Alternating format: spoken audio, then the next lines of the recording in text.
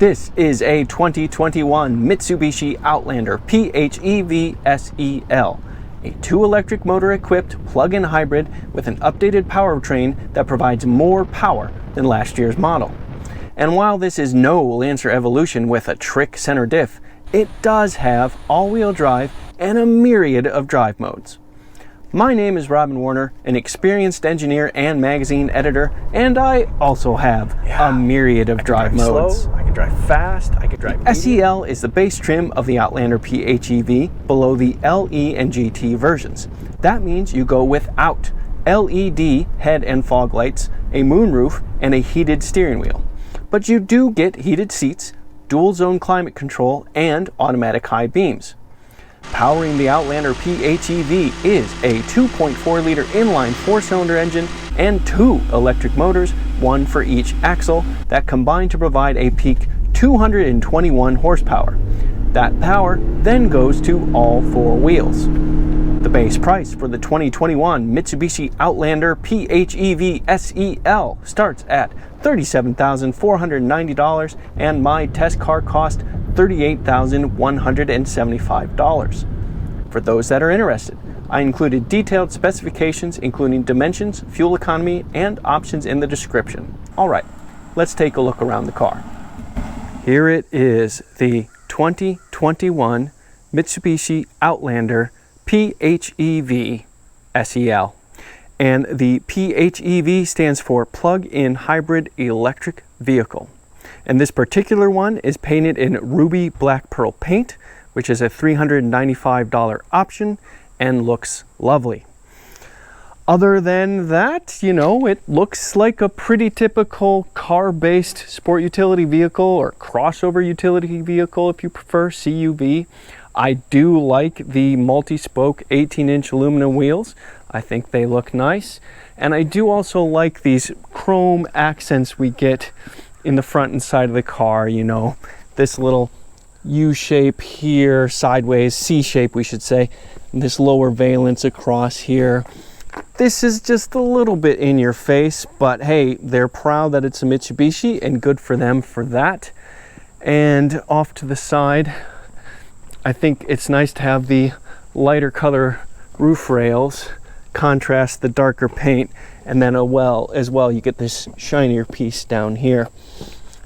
Also, you've got a roof mounted spoiler for all that needed downforce, because you know how it is. And also there's a reminder that is a PHEV. Oh, and by the way, if you forget, it says it nice and clearly right here. Moving back to the back, you know, again, pretty typical shape here, keeping the theme. And we do have one single exhaust hidden down there, which is perfectly appropriate. Generally speaking, it's an unassuming, pretty typical blend in with the crowd kind of a shape. And there's nothing wrong with that. But let's take a look inside.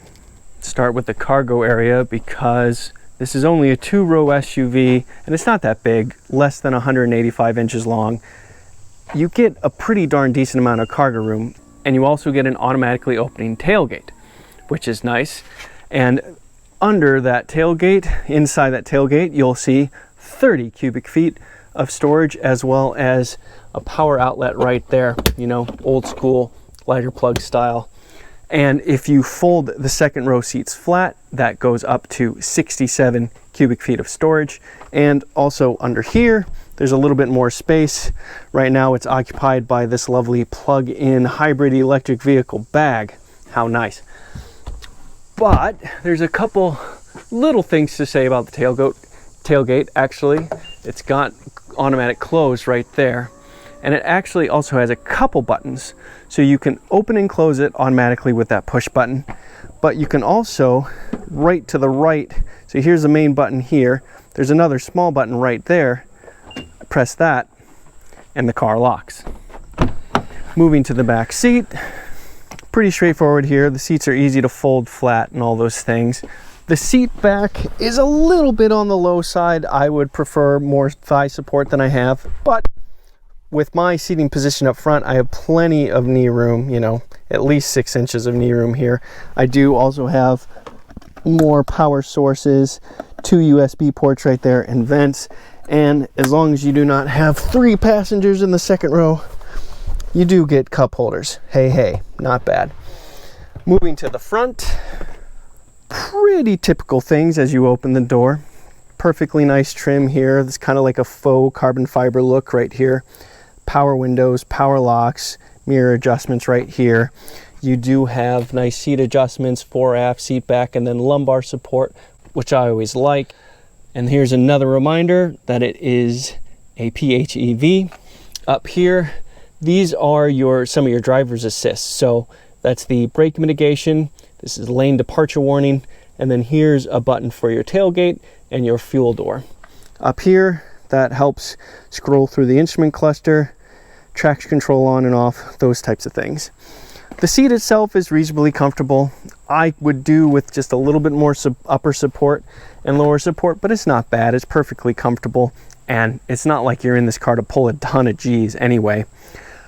The center console starts getting a little bit more interesting. First, we'll hop in. You see that you have 2 real gauges, what is not quite a tachometer, but similar to, and then a speedometer right there, and then you get a small screen in between. That is an 8-inch center console screen, not bad. Of course, if you open this up, you get cup holders, lovely. Up here, this is more power. This is a spot for your key fob, and this is interesting. This is actually the ability to turn on or off that automatic tailgate I just showed you. So if you have a safety reason, for instance, that you don't want it to work with the press of a button, you'd rather lift it and close it manually, you can turn it off just like that. So it's nice to have that feature if you're concerned about safety. Here's a USB port right there. This is the cross traffic alert, lane keep, that kind of thing.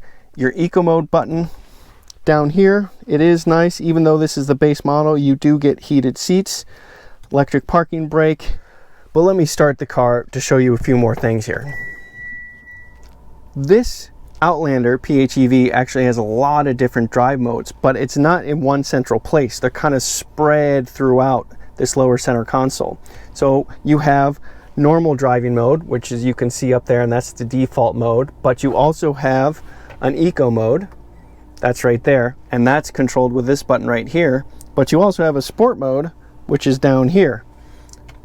There's sport.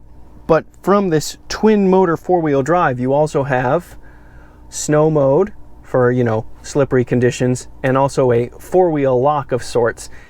And you also have an EV driving mode and a battery save and a battery charge mode. So in EV mode, that means you're running solely on the battery pack and the electric motors. And you do have 4-wheel drive that way because you have a front and rear electric motor. But you can also instead go to battery save mode, and in that mode, you are only using the gasoline engine to run the electric motors so that the battery pack keeps its charge. But then you can go even further than that, and you can actually charge a depleted battery, and that kicks the engine on, and it'll charge the battery up to, I think, 90%. It doesn't do it above 90%. But if you're in a place where you want to just use the engine and later use electric only, that gives you that option. So you have a lot of choice in drive modes and in powertrain options, but they're all kind of in different places. So you can be in charge mode or whatever and also be in eco or sport or normal. And there's also even further adjustment. So let's take a look down at the PRNDL. So down here, you don't have the typical PRNDL. PRNDL is, that's where that name comes from, but you have reverse, neutral, drive, and to get all those, you have to move this over and up for reverse. Now I'm in reverse, and then straight down from there to get neutral, and then over and down for drive. Now I'm in drive. B over here, from this mode, that's straight down. What that does is increase your brake-based battery charging. So you'll have stronger D-cell when you lift off the throttle if you hit this button, and if you hit it again, it goes straight to its maximum setting. Now you can also adjust how much decel you have with these paddles. So you can adjust it from 0, which is basically coasting, and then go all the way down to 5. But then down on the shifter, you can go straight to 3 and then 5, okay? And then also, I just hit EV mode again. Also, park is over here. So there is, there's a lot going on in this atypical PRNDL, and I wanted to make sure that it was clear and understood. So anyway, because this is such an interesting powertrain, you should experience it. Let's go for a drive.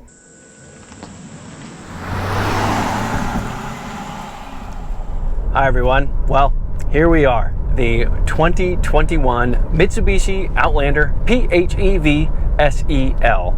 And this is a very interesting car with a very fascinating powertrain and a complicated one as well. We have 2 electric motors, a gasoline engine, and no transmission. So there's a lot going on here, some interesting engineering to put it all together and to make it work. But before we get into all those details, let me first show you how it accelerates. All right, so I am briefly slowing down, putting it in sport mode. Hard on the throttle. Ah, come on, there we go.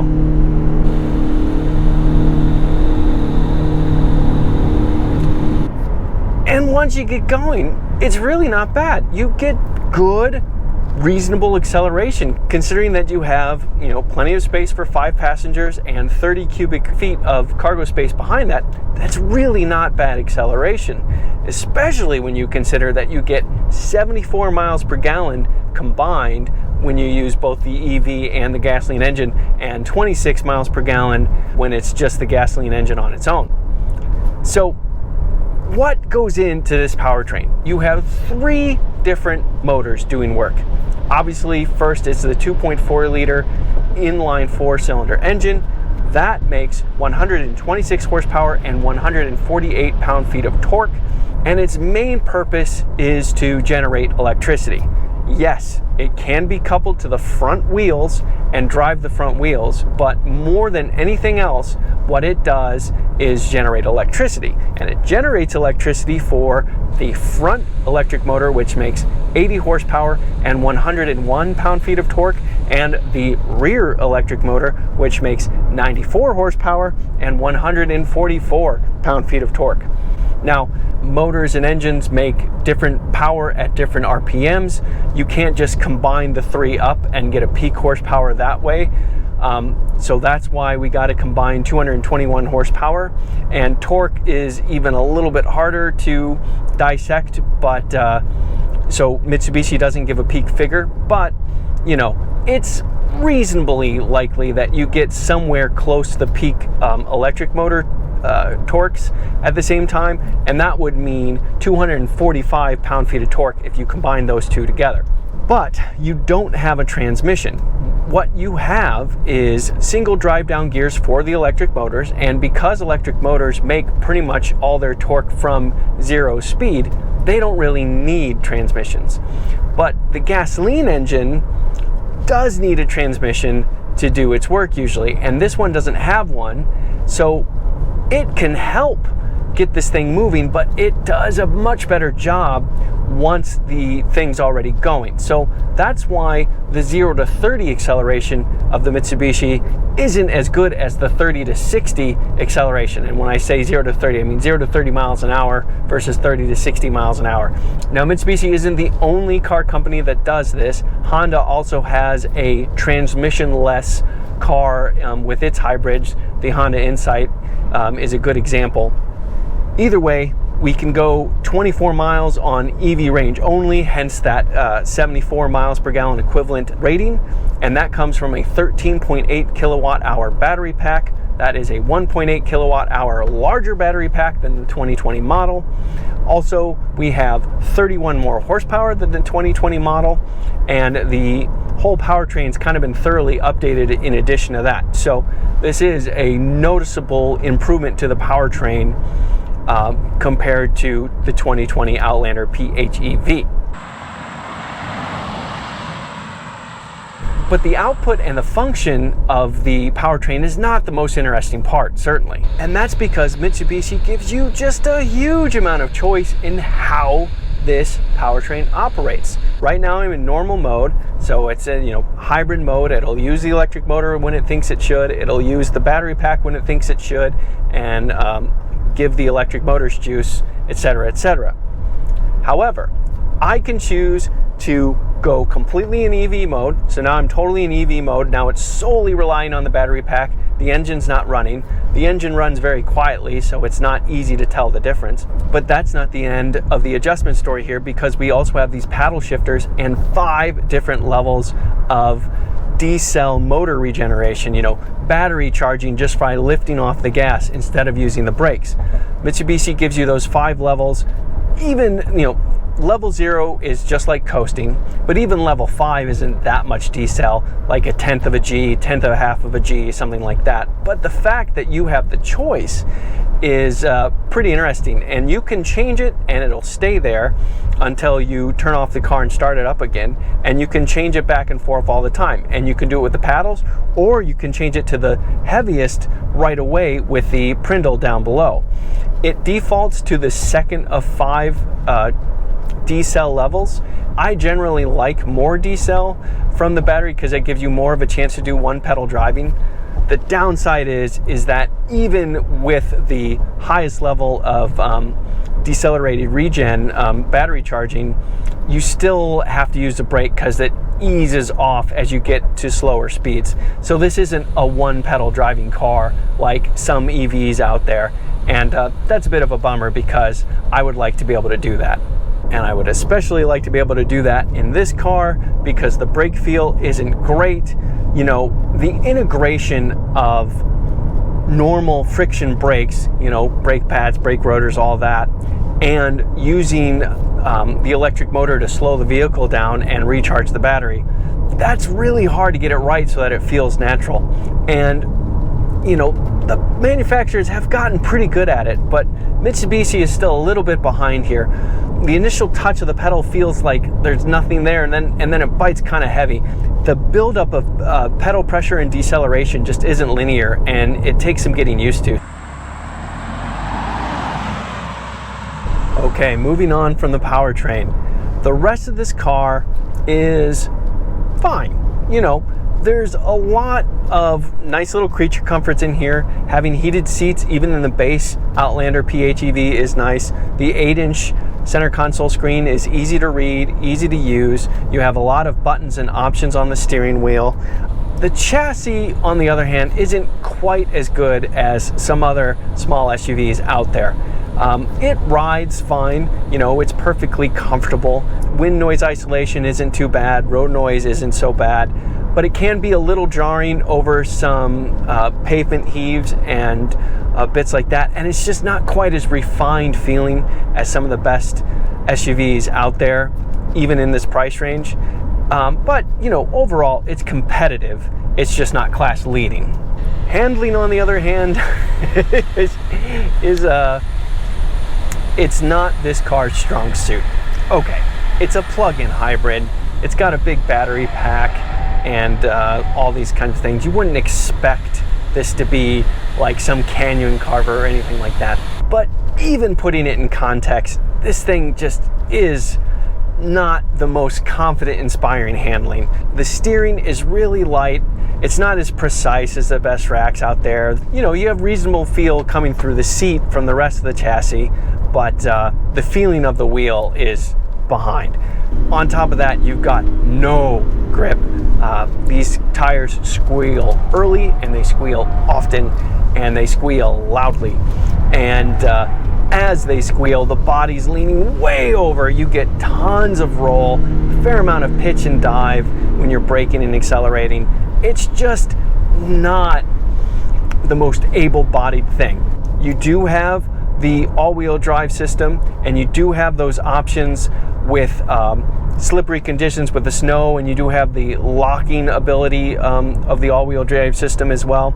And you do also have a lot of safety stuff. You do have blind spot warning, you have emergency automatic braking, lane keep, or what do they call it, lane departure warning. And one feature that I do quite like is you do have automatic high beams. That's just a nice convenience feature in addition to being a safety feature. So this car offers a lot, and it offers a lot of choice, and it offers a lot of ability to kind of like customize the driving experience from all those powertrain adjustments I mentioned earlier. It's just not the driver's enthusiast choice when it comes to all those adjustments. I'm Robin Warner. Thank you for watching. And if you are still watching, I'd really appreciate it if you like this video and subscribe to my channel. Those kinds of things help me out a lot. Okay, goodbye. I can drive slow, I can drive fast, I can drive medium, I can drive lazily. Yeah, I can drive a lot of different ways. I have a lot of drive modes.